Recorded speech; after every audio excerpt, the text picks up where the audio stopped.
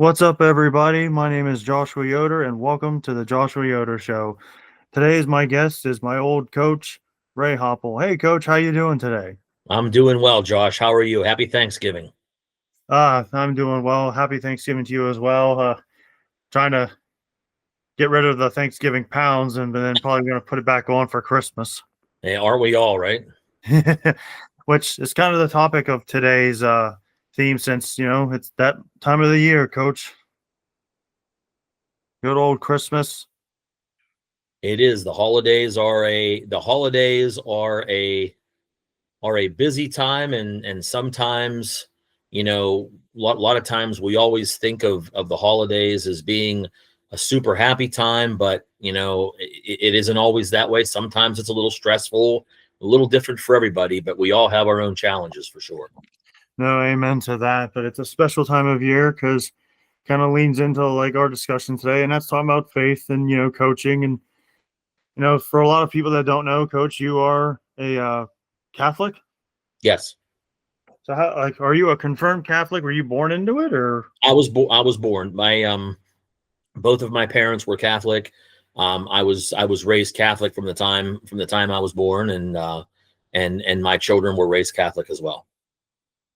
Yeah. So like I myself, I am a Christian. I was raised real well. Honestly, I was raised it, but my parents, we were never really churchgoers, but honestly, which in a sense of irony, talk about spirits following you and helping you. It seems like I have a lot of similarities with my own personal beliefs with Catholicism. So hey, hey, whatever works.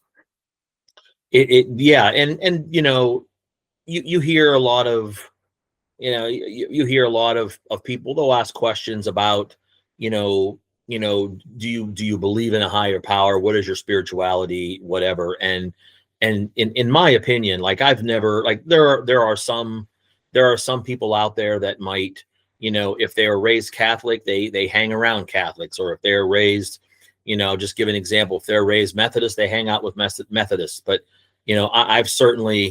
I've certainly never been one to abide by that. I just, I think it's important that people have.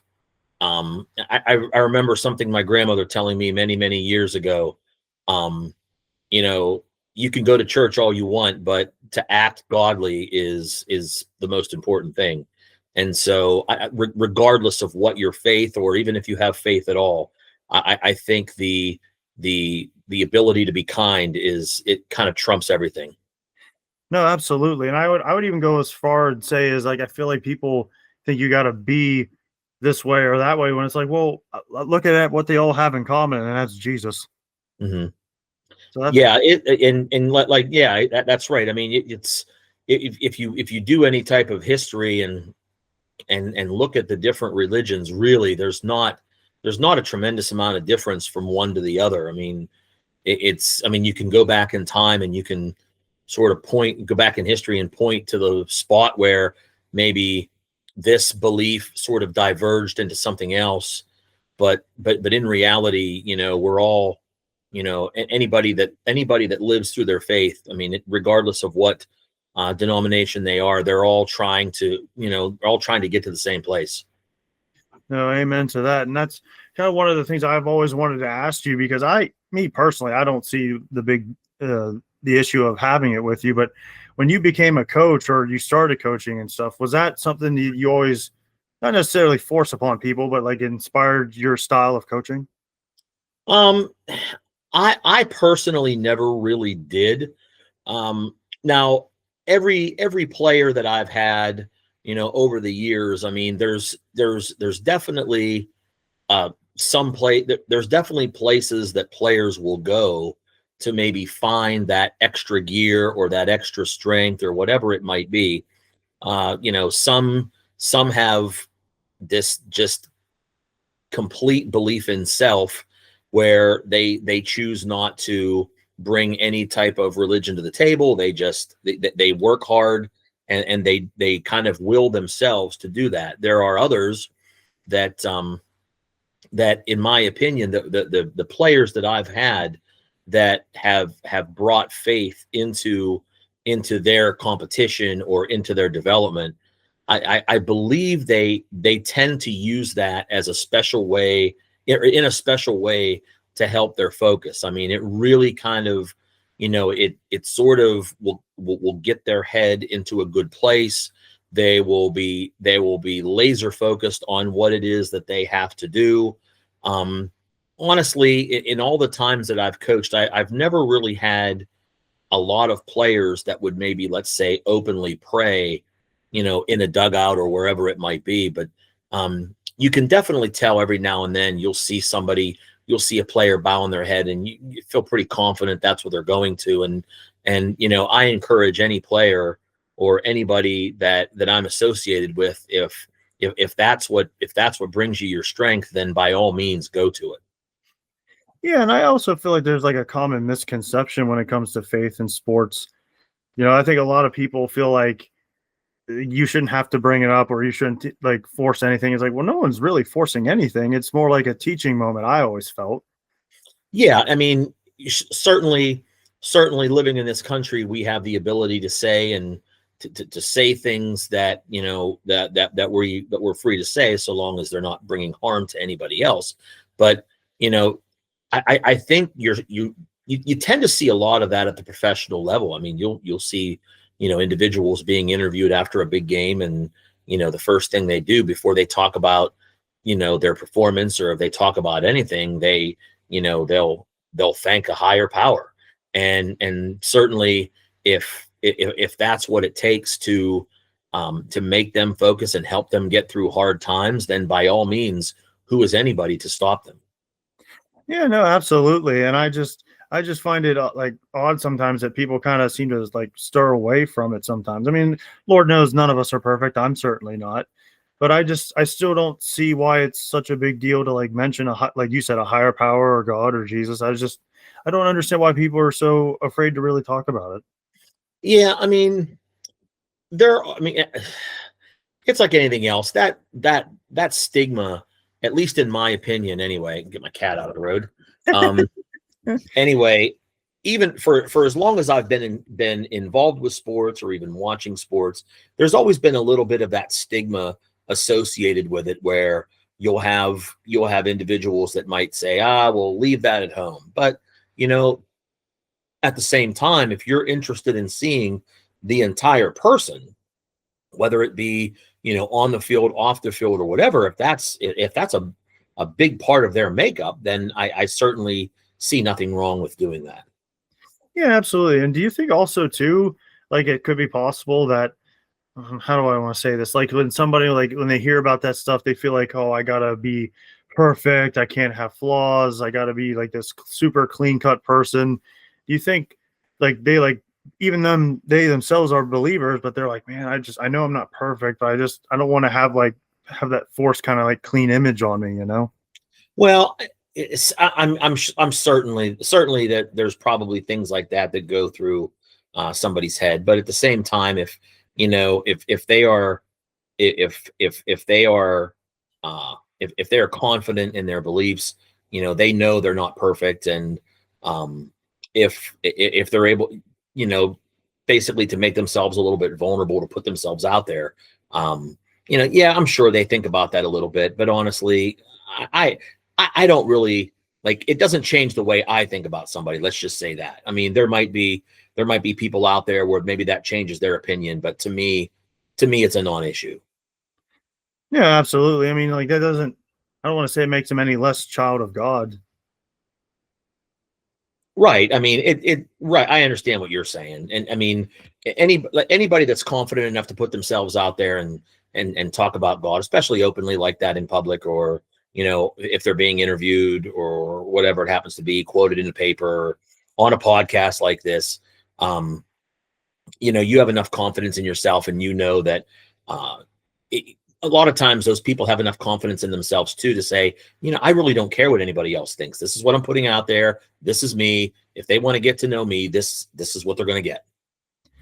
Yeah, absolutely. And I've also always been curious about this as like not only as a coach but as a teacher, but because I know like you guys sometimes have to walk that line. But it's like, what if a kid came up to you, coach, and be like just wanted your opinion on like something like spiritual and religious?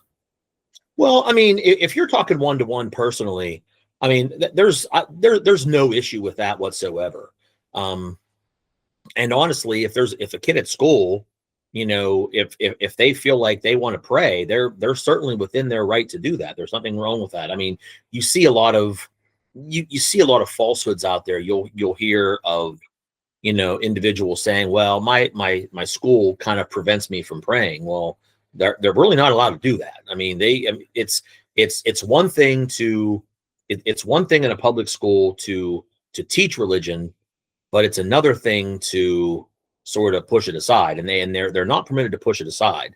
But at the same time, if you're in a public school, it's the idea is that you don't teach religion. And here in our country, and especially here in central Pennsylvania, if I would say probably 99.9% of the people that live in Mifflin County are either a Christian of some form, or B, a non-believer altogether. I mean, and just because of the fact that that's our demographic. I mean, you go a little bit more, you get a little bit closer to the cities, then you're going to start to see people that are Muslim and people that are Jewish and people that believe in different things that we don't necessarily see here. But we, as a public school, aren't permitted to promote any one particular method, if you understand what I mean. But we can't certainly it wouldn't really matter what you believe. We can't take away that right. If you have interest, let's say, in praying at school, you're free to do that. Yeah, and I also like to think too, like when it comes to like coaching and teaching, it's not like I feel like that's another like coaching or teachable moment where it's like you're not necessarily trying to force like your faith or any kind of religion on people, but you're just maybe trying to find another ways to like teach the youth of today like better ways to like handling things, or try to look at things like in a more positive direction. And that's where it comes to getting to know your players. And if you know that your players' family, they are, let's say, very devout in their faith, and maybe your player is too, that's a direction that maybe you could say, hey, I noticed that your family does these things. Is that something that you do? And or maybe if your family doesn't do those things, what you have to find some kind of an inner strength. And what you go to is completely up to you. And sometimes it's faith-based and sometimes it's not. But I certainly would feel like I know my players enough that if I needed to go down that road with them, I could. Yeah, and not to get on a soapbox with this, but it's like I find it interesting that there are people that are agnostic, let alone atheists, because I always thought it was weird. But because like going back to like my senior year of high school when I finally made the baseball team, I felt like at the very least something was there. You know what I mean? Like I said, I am a believer. But then like when I made the baseball team and like got to know you and all those guys, I felt like that had to have been something there. Yeah, I mean, you have basically two general schools of thought when it comes to things like that, whether they happen for you. Either, it's part of some divine plan, or it's just coincidence. I mean, really, that's about all that it can fall into. But at the same time, knowing you know, it might be a situation with you. It's something that you were, if you were praying for and really really wishing for, and all of a sudden it happens. All that does is it bolsters your faith, even though some things have happened over the course of your life that maybe you don't like. There's also been a lot of things that have happened in your life that you felt like maybe you've prayed for, and that's and that's been a big part of it. And so so I like I said, there's sort of two schools of thought of that. It's and some go one way and some go the other. And whatever my players would feel like got them there, I would completely support them, no matter what route they would take. Yeah, I definitely believe it was a divine plan and divine intervention, because I honestly didn't know how I got through that year before I even got to baseball tryouts, let alone making the Mm. team. But that was again such a cool moment. But I like to see that with a lot of young kids, especially nowadays, because we know how the world is right now. And so to see some of these young kids like be able to overcome some of that and try to like do good, I think that's very important. I do too. And one of the things that, and this is just me personally, and I'm certainly not perfect by any stretch of the imagination, but I've always felt like that regardless of what you find to be your inspiration, whether it's divine or not, um, me personally, I need to be somebody that my players can look to as somebody that they can model, regardless of, like I said, what they believe. Um, I've always felt, and I've seen these signs, and I've seen different things, keychains made with a statement that says, do the right thing even when somebody's not looking.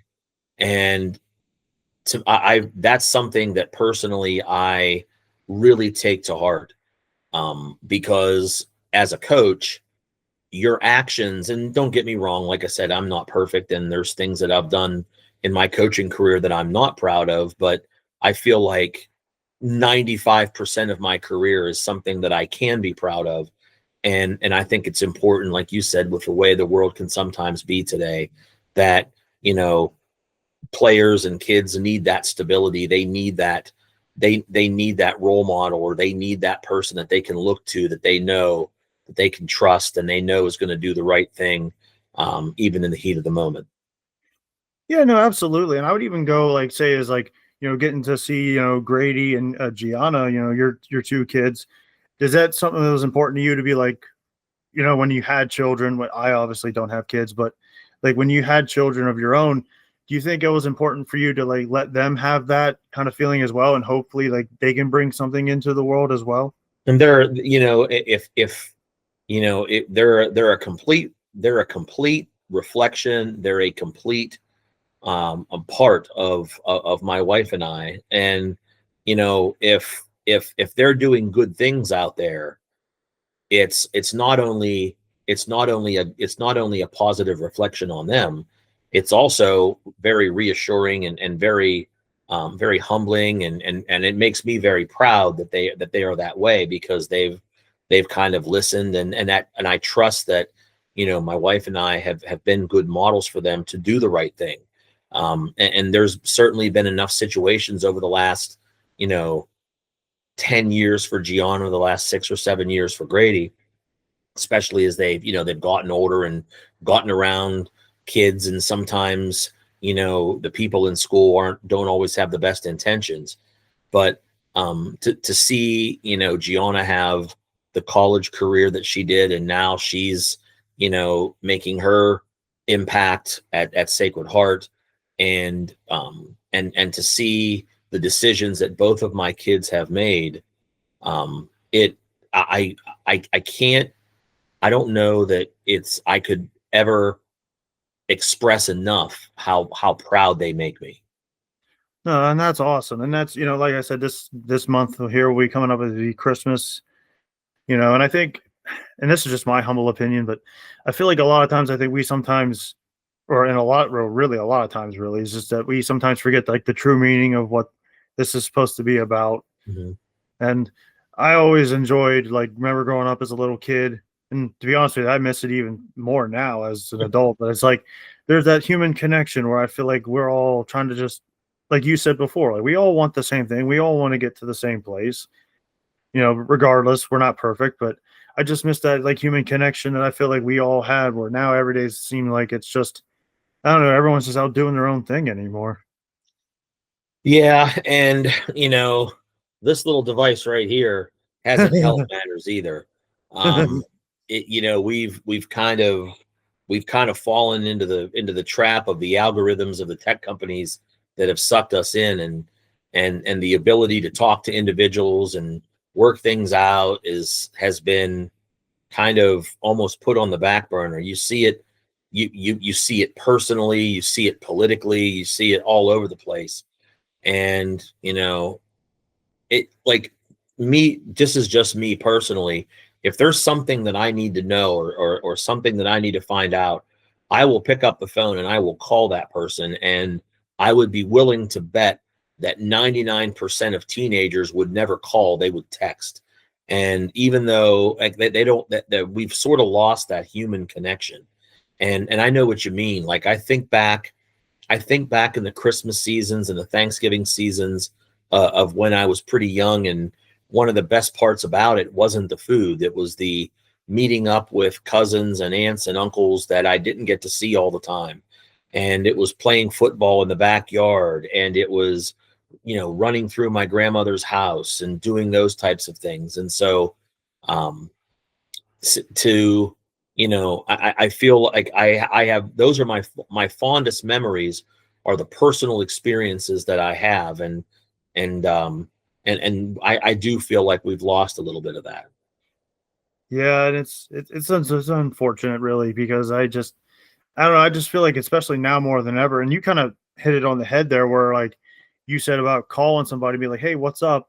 Or like just wanting to clarify something. Like no one really does that anymore.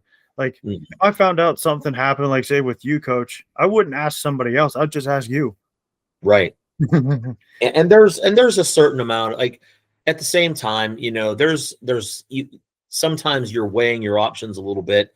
If something's going on, you want to give people their privacy, especially if it's a delicate situation, or if it's something that maybe isn't openly known yet. But at the same time, I know I think whenever I'm ever debating on calling somebody about whatever it might be, I think to myself, would I personally be upset if nobody called me? And usually the answer is yes, because I tend to like to talk, and anybody that knows me knows that I could probably start a conversation with a wall.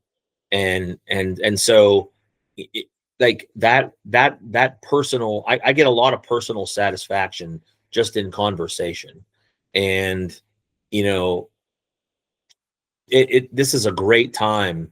This is a great time to kind of reestablish that, when you are going to be seeing people that you don't always see. And for crying out loud, leave the politics in the car, at home, or whatever. And I mean, so many times I've seen, just in the last 10 years, where you know a family member doesn't come to dinner anymore because they got in a fight about something political at Christmas dinner. Like, you're not there to talk about politics. Just leave it at home. Like, it's not meant to be brought to the table. It's something that needs to be, I know we talk about being open about your faith, and there's certainly nothing wrong with expressing your political behavior either. But at the same time, you don't find faith as polarizing as what politics is. And the with politics being so divisive, it to me, it's just something that, even though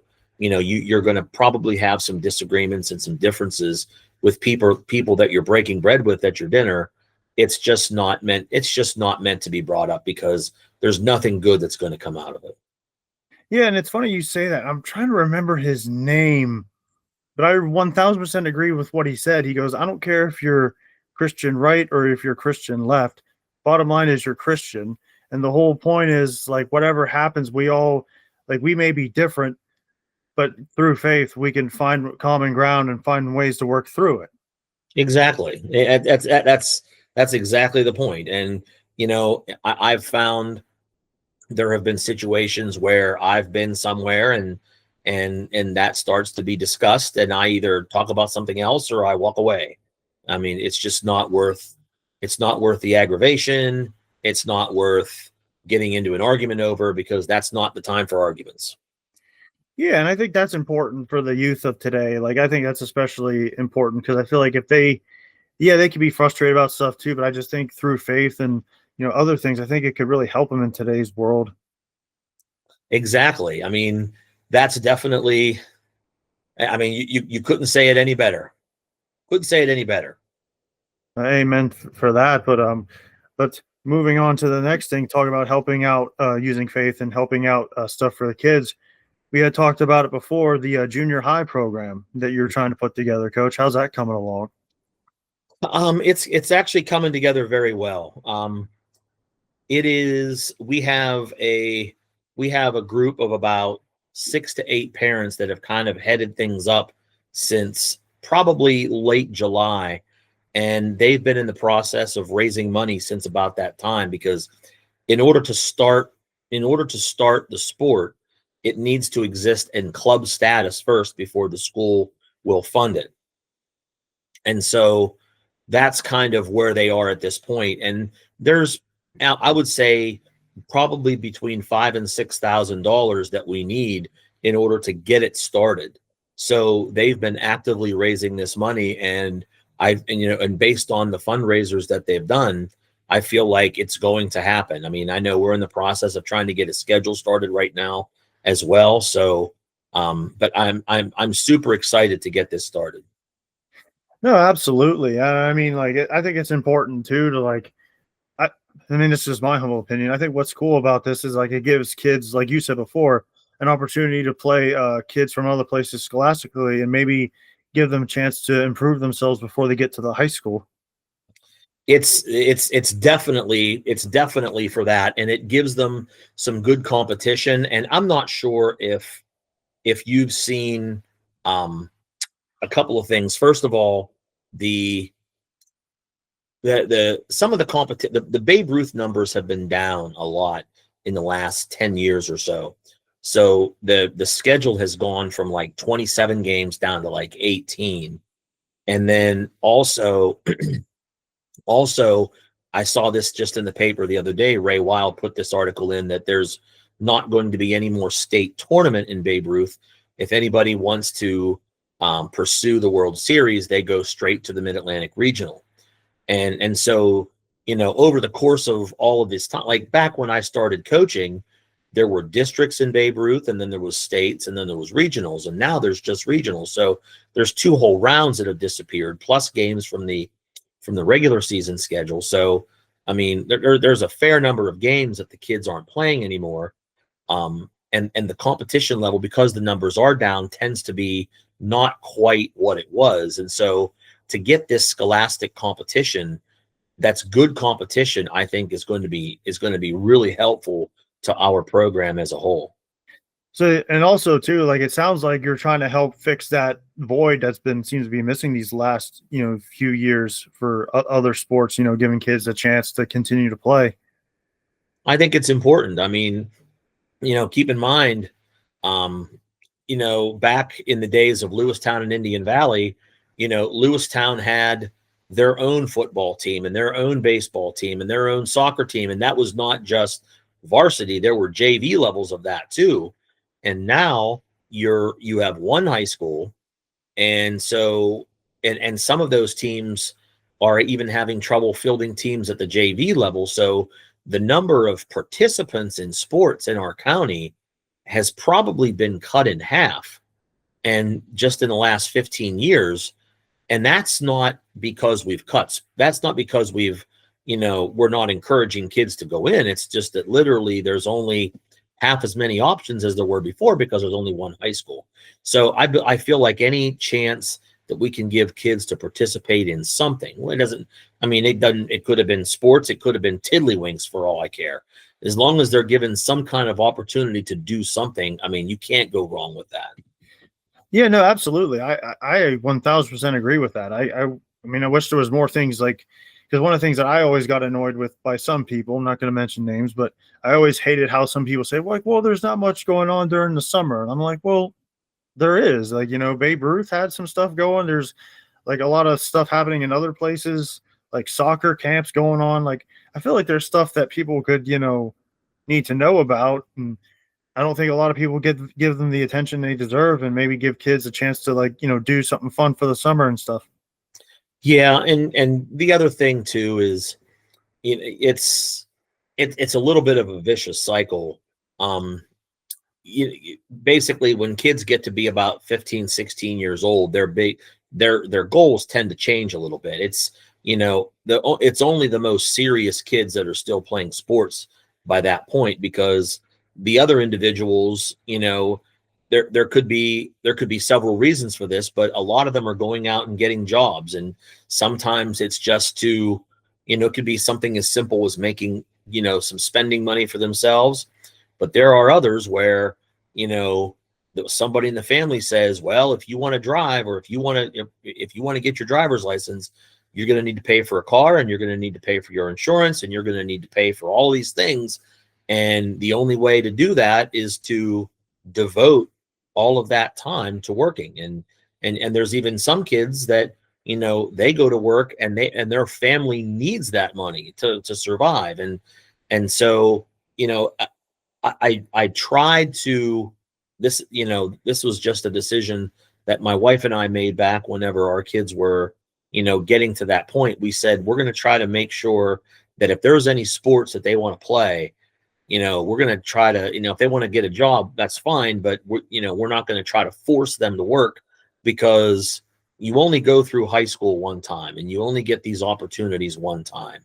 And, we have our whole lives to work. And if it means that, I've got to do some extra things, or, I've got to save some money doing this or that, I personally would do that for my kids, just to make sure that they would have the opportunity to experience those things. Because, to me, being a part of a team is, and it doesn't even have to be sports. It can be anything. It's really valuable. No, I 1000% agree. I mean, it certainly worked, for me. And also too, do you think it's also kind of like what we've been talking about too, when it comes to like faith and like talking about like Jesus or anything like that? Do you think it's like a misconception? Like people think like, well, if you don't work, you're not going to be doing this and that. And I'm like, well, yeah, sure. They're not getting paid, but it's like, they're still working. They're still meeting people that are still learning how to like do things and like handle things. Like, I still think that's still valuable, teaching things. Oh, 100%. I mean, how many people personally do you know that, they might not have a 9 to 5 that they're going to all the time, but you see them sign up for missions going to Central America or the Caribbean or South America. I mean, there's value in that too. I mean, not all value is measured in dollars and cents. And so, for some people, their worth, they feel like their worth is based on their wallet. There are other individuals that find their worth in different callings, and we need both. I mean, I understand that, everybody needs money. You're not going to survive if you don't have any money. Like, I get that. But at the same time, we still need that service calling. I mean, the world needs service probably more than it ever has before.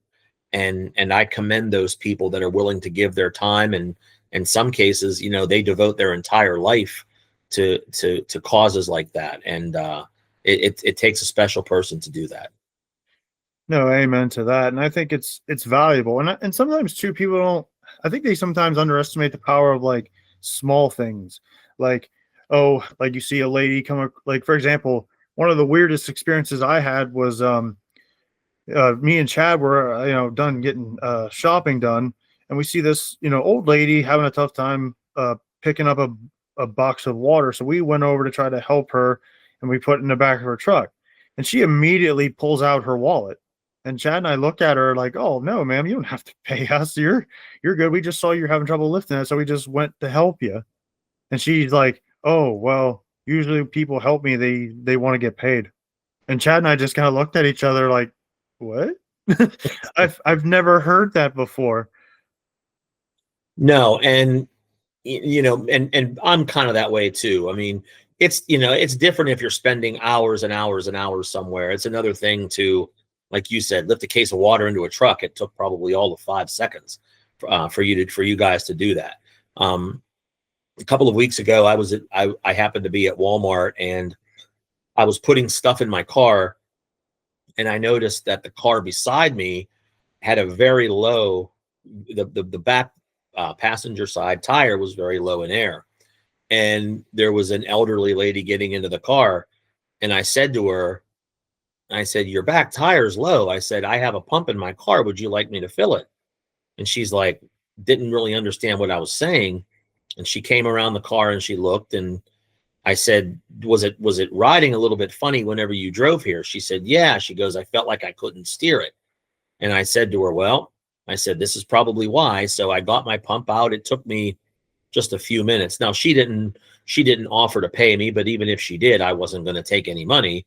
But the only thing I said to her was, this is probably something that you want to get checked. And she was just unbelievably grateful that I did that for her, because had I not done that, I mean, the tire pressure, whenever I hooked it up to my pump, was somewhere around 8 or 9 psi, which is virtually flat. And she would have probably ruined the tire, possibly bent the rim if she drove back on it again. So, somebody like that, who more than likely is on a fixed income, that doesn't have a lot of money lying around, it certainly, I know she was pleased with the fact that I did it, but I think it made me feel even better, because, I mean, I've always had a deep satisfaction for being able to do things for people that can't. No, absolutely. And I think that's important too. And I always, like you, I always get excited when someone like needs help and I try to do it, and then it works out and I'm like, oh, awesome. Mhm. And unfortunately, none of us are getting any younger, and before too long, that's going to be us. That somebody's going to be filling my tire, or somebody's going to be putting water in the back of your truck. So, time certainly races by as we get older. No, it certainly does. But more importantly, because we both kind of talked about it before, hopefully we can still leave a good impression for those people, coming up. Absolutely. And speaking of young people coming back to the junior high baseball thing, I hear you have a special event happening for it. Yes, we are. They are having a sportsman's bingo. They've been selling tickets now for the better part of about a month and a half. And I know we had a collection for the money, and I believe we sold a good portion of the tickets. I think there's still a few out there that haven't been sold, but most of them have been sold. It's at the Milroy Fire Hall on January 24th. Like I said, it's a sportsman's bingo. There are going to be some cash games, but the majority of the prizes are related to sporting activities. I know we have we're going to have some gift cards that are going to be cash value of of um, some things, like some hunting rifles and things of that nature, that would be of that price. Now, obviously, you can use the gift card on whatever you like, but the value is for the value of that firearm. But there's also some coolers and some fishing rods and some trail cameras and things of that nature that gamesmen would really like. And so it was an event that I used to run with my travel team years ago. Another travel team took it over for a couple of years, and it was very profitable for all of us. And it's a good time had by all, and the proceeds certainly go to a very worthwhile cause. No, absolutely. And it was whose idea was this to put this together? Well, I mean, there was a group of us that talked about it, but the individual that's probably leading the charge right now in doing most of the work as far as money collection and setup of the actual event is Lonnie Shawver. I don't know if you know her. She's a kindergarten teacher out at East Derry. I think she's kindergarten. She might not be kindergarten. I might have gotten that wrong, but she definitely is a teacher at East Derry. And then we have a number of individuals who are involved with either getting some of the materials and also helping with the setup and things rolling. Abner Druckenmiller and John Matthews, Rusty Shawver, and of course the wives of them. Like I mentioned, Lonnie already, Kirsten Druckenmiller, Alyssa Matthews. They've been really instrumental in helping to get this thing rolling, because like I said, this was a primary fundraiser for them, and the kids definitely, like I said, I believe that this has made enough money for their season to be a definite go. No, that's awesome though. And I think it's important, especially like, what we've been talking about too. Like we live in a small community. It's, you know, oh, and I think it's important to like give these kids like opportunities to like try to better themselves or play a great game, such like as baseball. Sure. Well, and so when did you say this was again? January 24th. Ah, sweet. Go check it out, people. Go support it. And before we finish up here, Coach, I was just going to say, do you have any favorite Christmas moments? Favorite Christmas moments. Oh, wow. Um, there was, I don't know why this one sticks with me probably more than any. I mean, don't get me wrong, I have a lot that I could talk about, but whenever you said that, I was just trying to think of an individual moment. And the funny thing is that it kind of goes into our theme for today.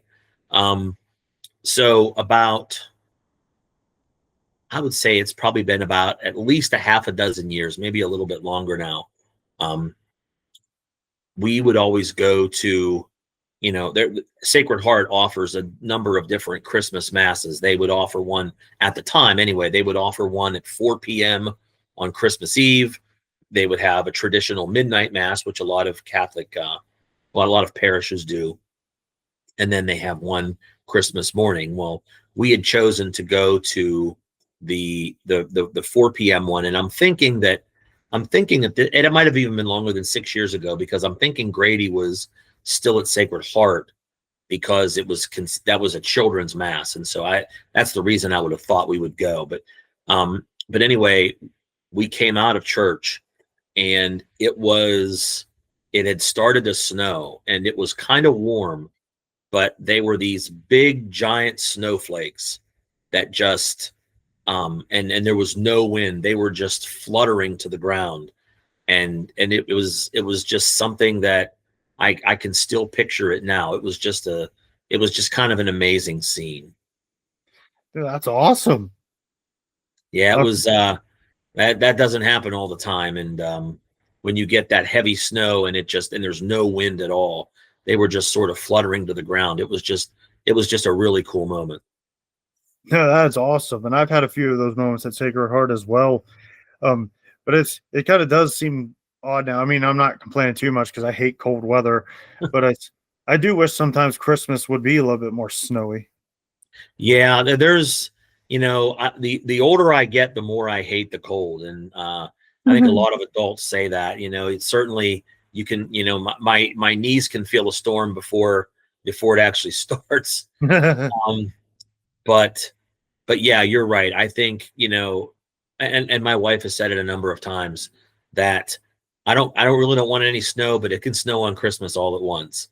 And so, I tend to agree with that. Yeah, no, I agree with you on that. With my knees, I definitely feel a little bit more sore and heavy during these Yes. times of years, but I still try to like look at it like what you said, like, well, as long as it's a special moment, I can deal with it. Mhm. But well, coach, thank you again so much for coming on today. Do you have any future plans? Oh, well, like I said, I have that football game that I'm actually the public address guy tonight, and then it'll be a late night for me. I'll leave from there and go to camp, and hopefully I'll have some things to put in my freezer once I get home. I hope and pray nothing but the best for you, coach. All righty. But hey, thank you so much again for coming on, and I wish you and your family a blessed Christmas. Same to you and your family as well, Josh. I hope everything's wonderful. Thank you so much, coach. And again, thank you so much for coming. And to all of you watching, I love you all, and God bless. Be safe, everybody.